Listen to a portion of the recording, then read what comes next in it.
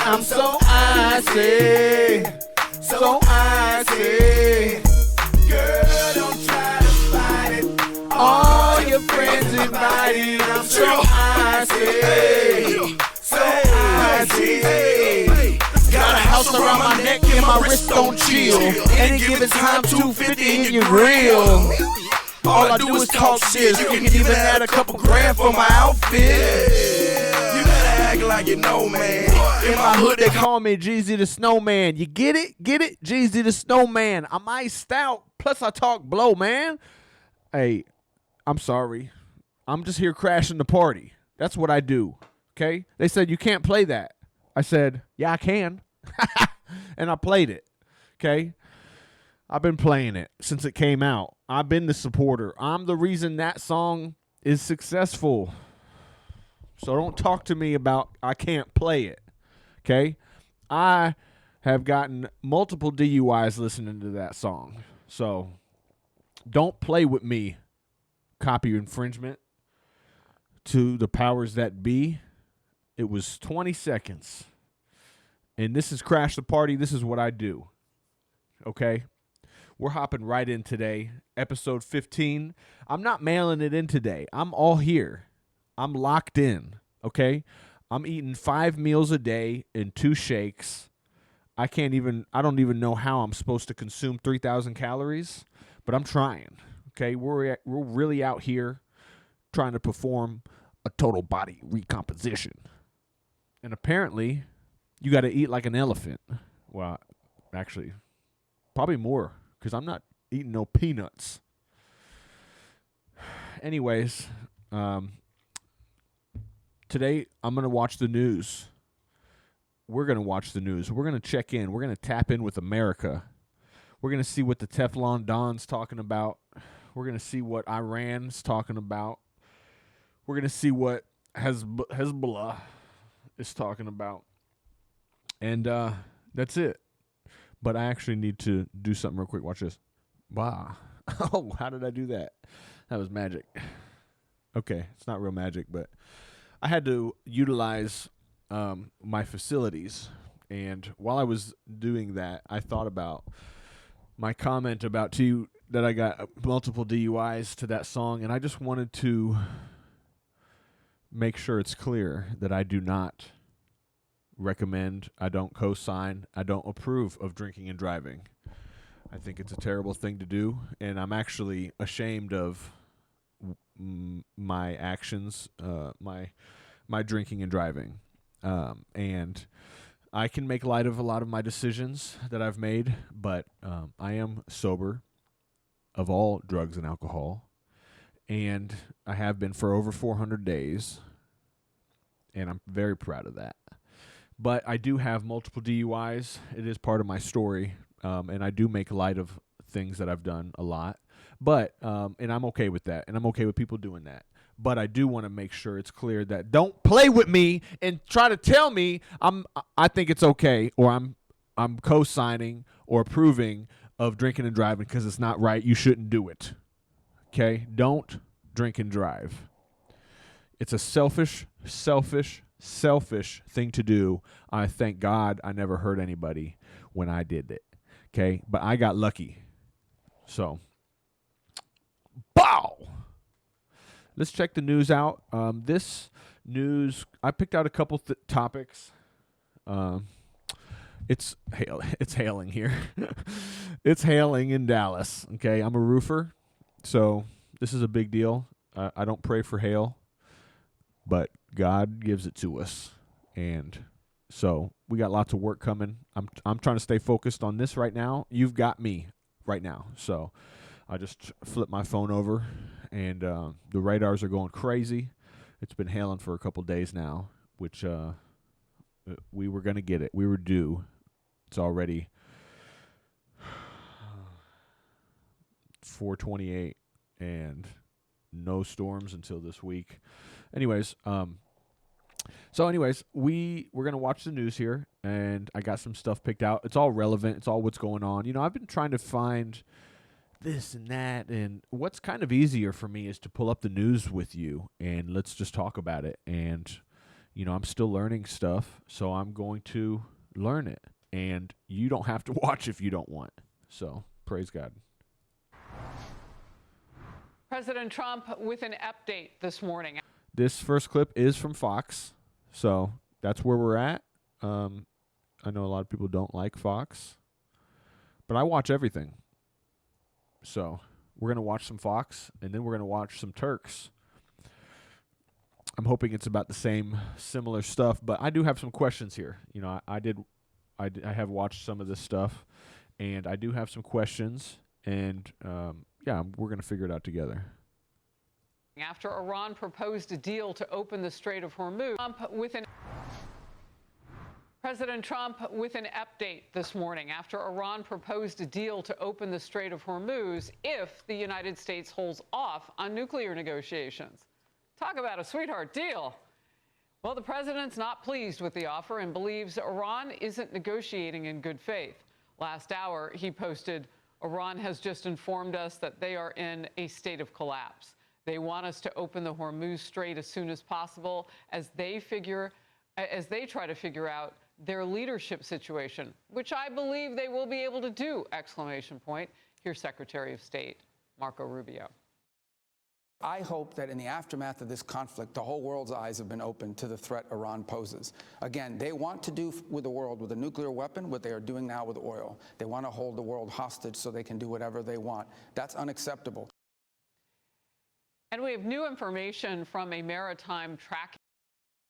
See, I'm not really sure here why that is considered a sweetheart deal. They said that Iran is willing to open up the Strait of Hormuz if we put off nuclear negotiations. Okay, so let me think about this. According to Fox News, we are in Iran because of the nuclear weapons. So, okay. So we put up the blockade because they stopped the Strait of Hormuz. They blocked that.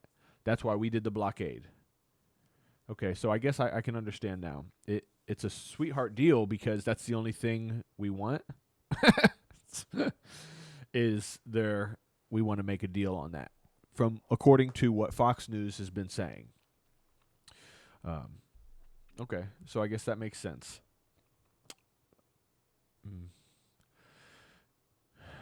So I guess they got a lot of oil run out of U.S. blockade pressure. Okay, so the blockade is jacking them up, according to the news right now. The blockade they're running out of storage capacity. They should run out in 12 to 22 days. Daily shipments are down millions. Over a million. So the blockade is working according to Fox News and DJ Trump. DJ Teflon Don. Firm that we watch and show you.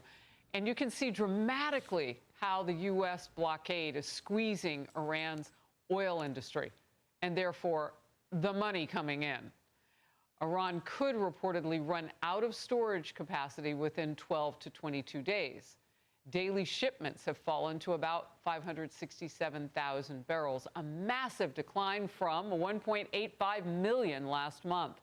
Production could be cut by 1.5 million barrels a day by mid-May. And that's not just big money on those days. Long range, that means that the wells get shut in because they won't be pumping as much to take the oil out of the ground and put it on ships and keep everything moving. It is an economic disaster for them. Brian Yennis, national correspondent. Brian. And Harris, the Kepler analysis predicts that it'll take about 3 to 4 more months for Iran to really see an impact on its oil revenues from this U.S. blockade of Iranian ports. But the president says that this blockade has been, quote, unbelievably effective. U.S. Treasury Secretary Scott Bessent writing on X, quote, Iran's creaking oil industry is starting to shut in production thanks to the U.S. blockade. Pumping will soon collapse. Gasoline shortages in Iran next. The question now is whether the president is willing to continue the blockade until Iran's economy collapses, perhaps forcing them into a deal, or whether the president will resume military strikes. Iran International reports Iran's Supreme National Security Council held a meeting concerned about its economy. Quote, officials believe mounting economic hardship driven by rising prices, unemployment, and damage to key industries such as petrochemicals and steel could become the main trigger for renewed protests. Secretary of State Marco Rubio told Fox that Iran's deeply fractured leadership is a roadblock for a peace deal and that any deal with the U.S. must prevent Iran from getting a nuclear bomb. Yeah, I think they're serious about figuring out how can they buy themselves more time. We can't let them get away with it. They're very good negotiators. They're very experienced negotiators. And we have to ensure that any deal that is made, any agreement that is made, is one that definitively prevents them from sprinting towards a nuclear weapon at any point. Meanwhile, Israel is continuing. So, according to the news here,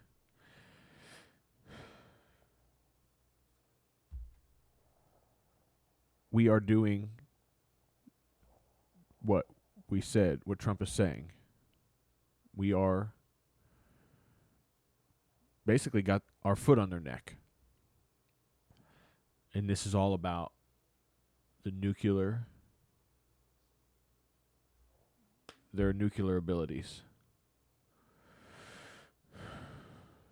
Because this is a very different story than what, some other people are reporting. And this sounds good, right? What they're saying? Negotiators. They're very experienced negotiators. And we have to ensure that any deal that is made, any agreement that is made, is one that definitively prevents them from sprinting towards a nuclear weapon at any point. Because I have been reading the comments and looking stuff up, and it does sound like maybe Iran shouldn't have a nuclear device. I can think from what I'm reading. The problem is, it's from what I understand, a lot of the people in Iran aren't with the leaders of Iran in the same beliefs. There's a lot of people who aren't. I'm not sure what that race is or what that religion is that hates us Americans. But a lot of the people that are there, don't believe in all that. So the problem with bombing them is we're bombing innocent people.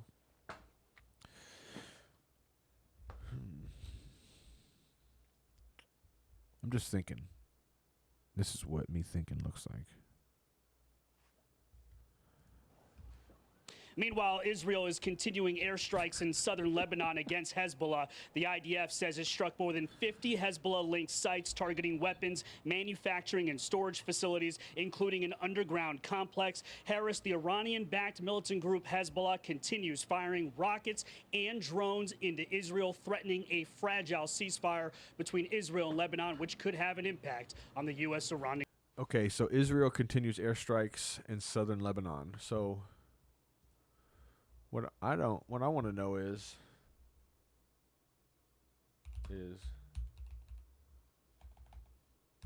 Lebanon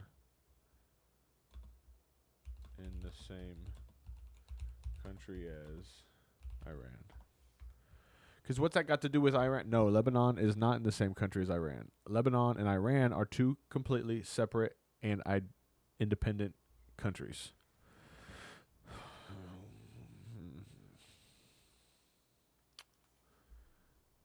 Location. Iran is in Pakistan. Wait, no, Western Asia, Middle East, between Iraq and Pakistan. Both are in the Middle East. Both have large Shia Muslim populations. Iran has a very strong influence in Lebanon through the Hezbollah.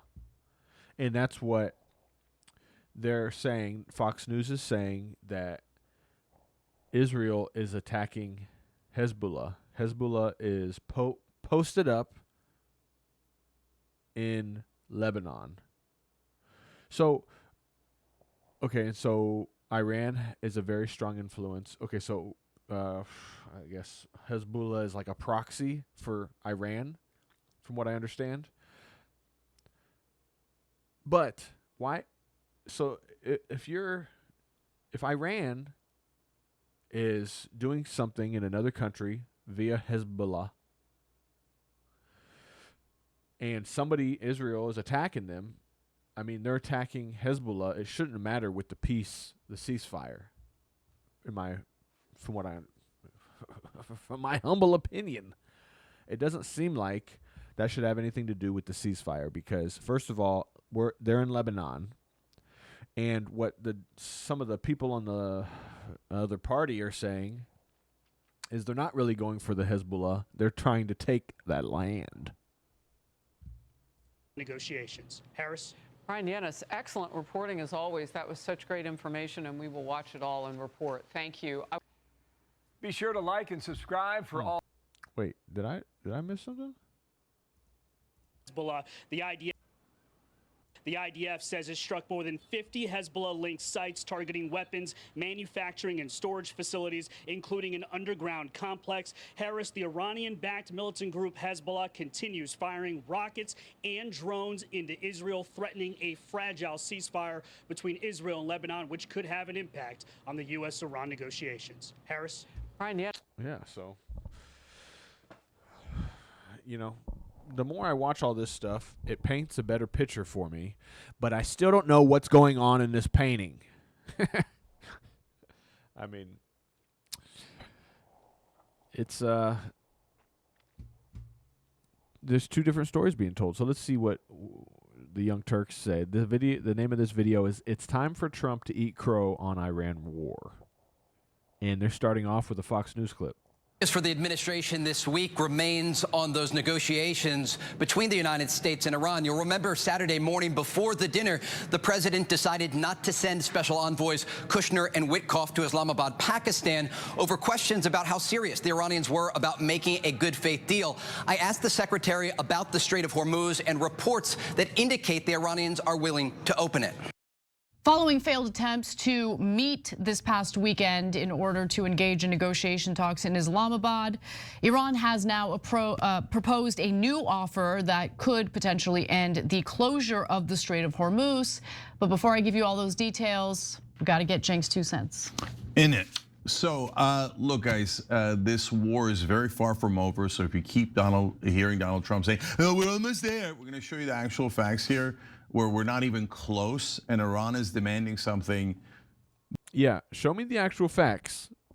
Okay, you're here with me, and I'm here. He said he's going to show us the actual facts. I like Cenk because he be preaching. I don't know if he's telling the truth or not. I just love a good preacher. That we have said a million times we won't give, but I'm going to tell you something that we have said where we're not even close, and Iran is demanding something that we have said a million times we won't give.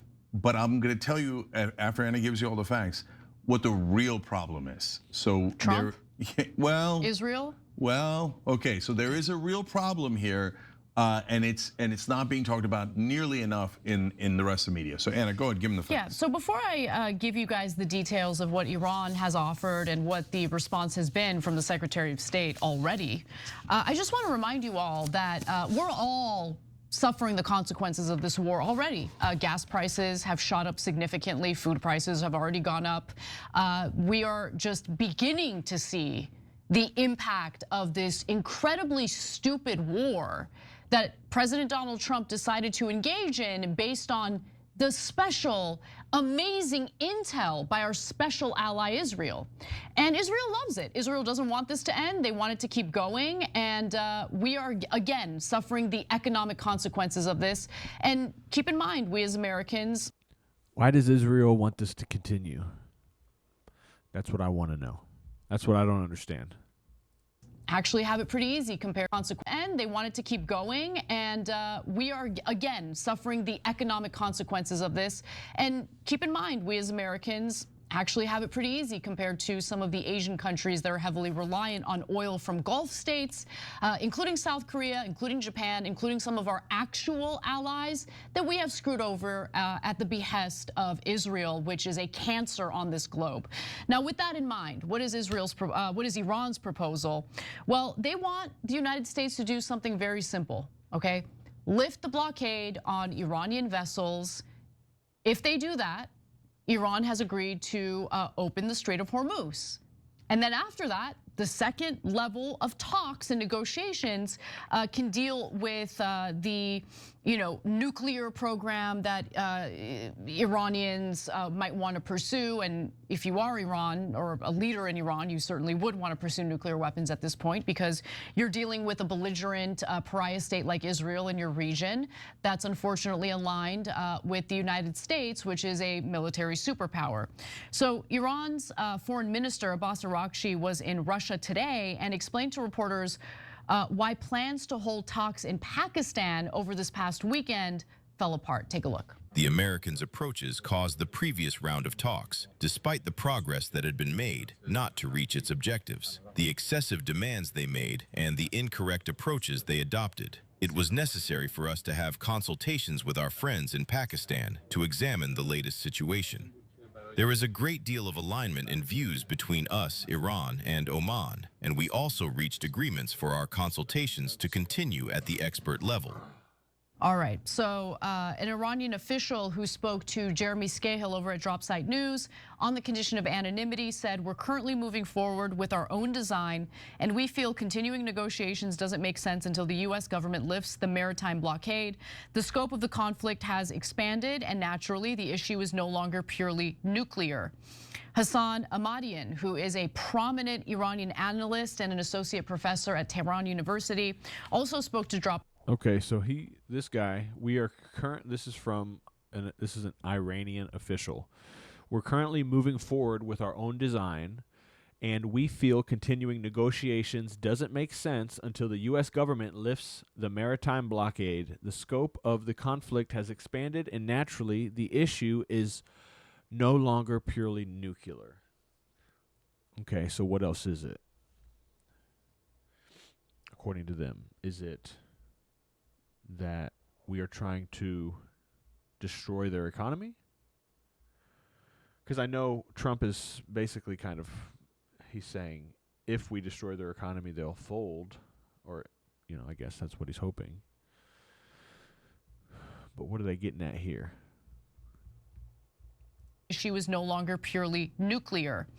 Hassan Ahmadian, who is a prominent Iranian analyst and an associate professor at Tehran University, also spoke to Dropsite News, saying that the Iranians are saying time is working in our favor for these 3 M's: munitions, markets, and the midterms. Whoa. These 3 M's help Iran in its position and weaken US positions. And Ahmadian is absolutely right about that. As the Wall Street Journal reported last week, we have depleted 80% of our missile interceptors. Israel is also low on interceptors. And so Iran's like, you guys want to keep going at it? Let's keep going at it. We're the ones who can do some serious damage here militarily, given the depletion of US and Israeli military assets. Ahmadian continues by saying, obviously, in the US, they want something to say, quote, "We squeezed Iran and we got this." My perception is that the Iranians are keen to deny the United States that. They wouldn't give what Trump wants as a victory. And here's the problem. Trump has trouble admitting defeat. He's not going to admit defeat, and he's not going to make any concessions to the Iranians, even though the Iranians, whether he likes it or not, certainly do have cards to play here. Now, in regard to what Iran has proposed to the United States in regard to lifting the maritime blockade in order to get the Strait of Hormuz back open, here's what Secretary of State Marco Rubio told Trey Yingst on Fox News. If what they mean by opening the straits is, yes, the straits are opened as long as you coordinate with Iran, get our permission, or we'll blow you up, and you pay us, that's not opening the straits. Those are international international waterways. They cannot normalize, nor can we tolerate them trying to normalize a system in which the Iranians decide who gets to use an international waterway and how much you have to pay them to use it.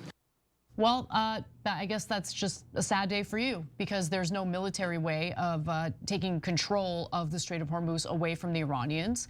And so you have to do something that might be really difficult for the Trump administration, engage in actual diplomacy and come out with a deal so the American people, in fact, the rest of the globe, isn't screwed by the economic devastation that has come along with this stupid war at the behest of the Israelis. So before I continue, Cenk. Yeah. What do you think?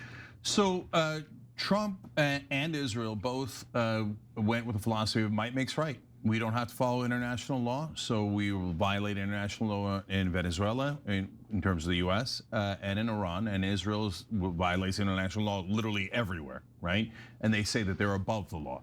Look, one of the biggest problems with political media right now isn't just bias.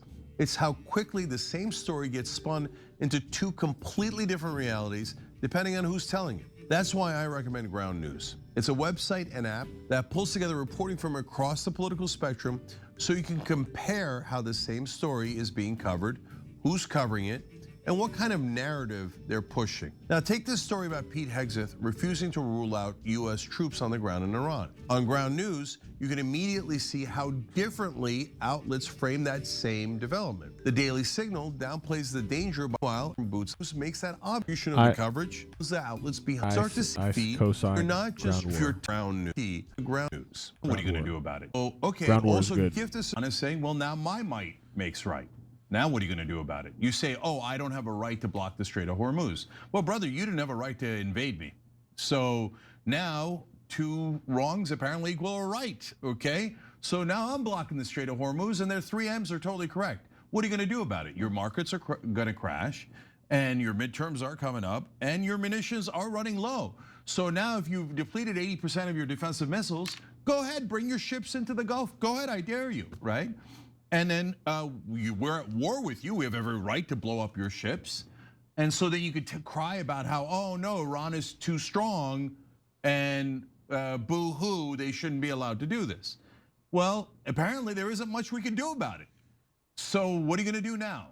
So that's why it was so stupid to go into the war in the first place. We barely had any interest in Iran to begin with, but we decided to start a disastrous war that we couldn't end. So now they're got all the leverage and we're screwed. Now, the most important thing, guys, okay, so first let me tell you one more piece of leverage and then I'll tell you the key factor here. The thing that we're not talking about enough as a country at all is not just the military damage that's been done. We're gonna get to that later in the show. Turns out they've taken out dozens of our planes and our government's been lying the whole time, okay? And it's not just the 400 billion new appropriation that they want, $400 billion more for Israel, trillions and trillions and trillions for Israel's wars. But what they're not calculating in is the economic damage that is going to be done to America and the world as a result of this war. So that could be in the trillions. So not only are gas prices high now, we were worried about $120, oil's already at $109, okay? And the markets still think like idiots that this war is almost over. When they realize that the war is not almost over, that's gonna skyrocket. And then there are the lagging economic indicators. So food prices, aluminum, helium, there's so many other things there. And those don't hit till later because it takes longer for the oil to affect those other products, which then affects their prices. So and the fertilizer, don't forget that 1/3 of the world's fertilizer comes from that region of the world and is transported through the Strait of Hormuz. So farmers right now are furious. They haven't been able to either get their hands on fertilizer, or if they did get their hands on fertilizer, it's incredibly expensive. Obviously, those costs are gonna be passed down to ordinary people, right? Not just in America, but across the globe. There will be a shortage of food across the globe as well as a result of this. Maybe they could get Netanyahu and Trump to provide all the manure that they can handle, given all the manure that they're peddling out as fake propaganda to support this war. So now back to, okay, so we've got this economic calamity coming up. That does not even include if the war continues and we bomb Iran's oil and gas facilities and they bomb the Gulf facilities, then we're talking about an economic catastrophe, the likes of which we haven't seen in our lifetimes. So that's gonna come out of whose pocket, guys? Your pocket. And they're not telling you that now, and the media is not asking about it and not talking about it at all, because the media, along with the Democratic leadership, are all secretly in favor of this war, right? Because beloved Israel asked for it, so they all have to pretend that it's such a brilliant idea. They might criticize Trump around the edges on it, but they're not telling you, holy cow, you're gonna get this albatross put around your neck of trillions of dollars of damage that you're gonna have to pay for. And the Israelis aren't gonna pay for it, they're gonna make you pay for it. So the only two guys I've seen mentioning it are Jeffrey Sachs was on Tucker Carlson's show and he talked about it, and Ro Khanna mentioned it on Meet the Press. So now, finally, this is the most important part, guys. So what is preventing the peace? Because we want the Strait open, Iran wants the war to be over, they don't want to be bombed anymore, and they want us to lift a blockade. So why don't we just do that deal? Well, the problem is that we have totally unreasonable demands. We'll get into why in a second, but the things that we're asking for is you open up the Strait of Hormuz, but we don't lift the blockade. And then that makes no sense. That doesn't make any sense. No, that's mental. That's saying I don't want a deal. And by the way, press, report on how I don't want a deal because I'm giving them nothing, even though they have the leverage. And the press like, shh, shh, shh, it's all Iran's fault. No. So they say end your entire nuclear enrichment program, give us all the material you've enriched, and you're not allowed to enrich anymore. But Iran said we're not going to do that from day one, right? And then they say, okay, we want to control your foreign policy, and we demand that you stop defending Lebanon or the Palestinians. You have to give up funding Hamas and Hezbollah. And they're like, hey, idiots, we have the leverage, okay? We're not opening the Strait, and we don't care about your stupid huffing and puffing. Like, what do you think this is? You think you're just gonna like trick us into agreeing? This is so, and so Anna, my sense is that there are two factors as to why we're doing these unreasonable demands. One is Trump is a grade A moron, right? And he doesn't understand anything, that of course Iran is not going to agree to those terms, and he can't countenance losing, which he's already lost. But we're over focusing on that. The second part is that Israel purposely makes these unreasonable demands and insists that we make these unreasonable demands because they don't want the war to be over. And that's why it isn't over. They certainly do not want the war to be over. You're right about that. But I think that there is a mix of factors here. One being Israel, as you mentioned, but the other being Donald Trump just having a hard time accepting what the reality of the outcome of this war has been so far. It could be that he just thinks we have the strongest, most powerful military, it's impossible for us to lose. It could be that he's given incredibly bad intel by a group of yes men who surround him. I don't know, but what I do know is if I were the president, as hard as it is to eat crow, I would think about how the continuation of this blockade on the Strait of Hormuz hurts. I mean, it hurts everybody across the globe, and I actually genuinely do care. Including Israel? That's my question here. Is it hurting Israel? And they still haven't gotten to why does Israel want the war to continue? Why do they even want it? Do they want it because they don't want Iran to have nuclear weapons?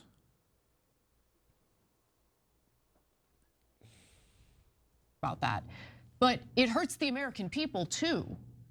So like, as the leader of the United States of America, do you have any concern about how this is hurting the American people? How people were already struggling economically, and the continuation of this war and the continuation of this blockade makes it far worse? Do you not care about anyone at all in this country? Like, I just don't understand it. No, of course he doesn't care about anybody else. I think the real question is whether Donald Trump has agency or not. Like, is it that Donald Trump is considering Israel among the different factors, and it's a giant one because they're funding him and Vance? Vance just had dinner with Miri Madelson and Paul Singer and all the Israel First donors, and they're stuffing money in millions and millions into their Trump, Vance, Republican party's arms. But that's a factor, okay? Money's a factor. Oh, maybe there's other things that are factors for Donald Trump in regards to Israel, or because if that's the case, then it's not close. He's at 32%. He's about to go into the 20s. He's like, if he continues this war, his entire administration and his legacy will be obliterated. People will absolutely despise him, including his own voters. I'll go on a limb. The majority of his voters will despise him if he continues in this war, because that's how apocalyptic the economic consequences are going to be. Okay, so then you would not do that if Israel was just a factor, okay? The only reason that you would continue is if you don't have a choice, and Israel is, yes, I'll say it, and I think it's perfectly legitimate to say it, that Israel has blackmail on you, and so you can't let people find out the terrible, disgusting things you've done in your life. So you feel like you have no choice. So you keep saying, oh, Lebanon's not part of the deal because Israel wants to continue to invade and occupy Lebanon. But the Iranians say there is no deal if you don't include Lebanon in the deal. So I don't know which one it is, but we're gonna find out, because if we stay in this war, then Israel doesn't have huge influence. They have 100% control over Trump. Well, I mean, just to bolster that argument, there was a press release put out by the White House. This is an official White House press release. And the whole point of that press release was to justify to the UN Security Council the illegal war that the United States started against Iran. Now, it is an illegal war. Iran didn't attack us, and we decided to attack them and literally kill the Ayatollah, that's pretty unprecedented. That's not something that's supposed to happen, right? Anyway, so the government comes out with this official press release in order to try to defend themselves and justify the war as a legal war. And it's amazing, because you know what they write in it? They literally write, and I'm quoting it verbatim, the United States is engaged in this conflict at the request of and in the collective self-defense of its Israeli ally. We don't have any security treaty or security pact with Israel at all. So number one, this is not a justification for starting an illegal war with Iran. Arguing that we did it because Israel requested it, though, I'm glad that they put that on paper in an official White House press release. So as much as Israel's vocal defenders in this country want to make it seem as though Trump made this decision on his own and that Israel had nothing to do with it, Israel had everything to do with it. In fact, I guarantee if Israel was not an ally of the United States, we wouldn't go to war with Iran, a country of 92 million people. Not even close. We have there's no reason to go to war with Iran. Netanyahu said as soon as the war started, this is the culmination of my 40-year plan. And his plan was for us to attack 7 countries. And guess what we've done? We've attacked all 7 countries that Israel wanted us to attack. They had nothing to do with us, everything to do with Israel. And so now cable news guys will see that. Us literally saying officially, we did this for Israel. That's our justification.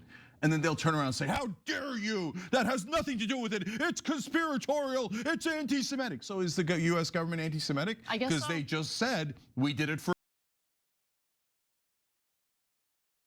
Okay, so he did just kind of touch on it, but I'm going to really touch it. I looked it up.